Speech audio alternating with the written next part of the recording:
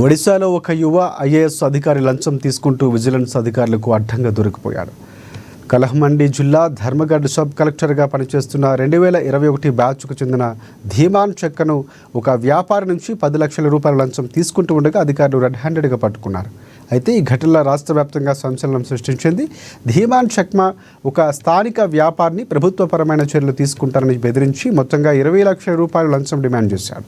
దీంతో ఆ వ్యాపారవేత్త ముందుగా 10 లక్షల రూపాయలు చెల్లించినప్పటికీ తర్వాత విజిలెన్స్ అధికారులను ఆశ్రయించి ఫిర్యాదు చేశాడు. అతడు అప్రమత్తమైన అధికారులు పక్కా ప్రణాళికతో వలపన్నారు.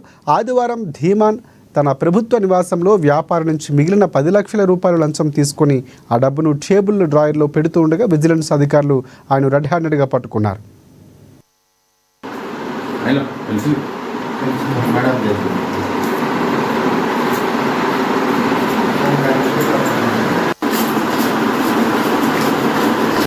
ఇక విజిలెన్స్ అధికారులు ధీమాన్ అధికారిక నివాసంలో ఇంకా లోతుగా సోదాలు నిర్వహించగా అదనంగా మరొక 47 లక్షల రూపాయలు నగదు లభ్యమైనట్లు అధికారులు వెల్లడించారు.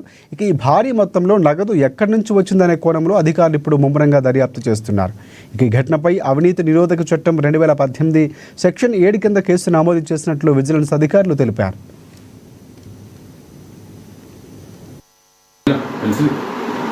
మేడం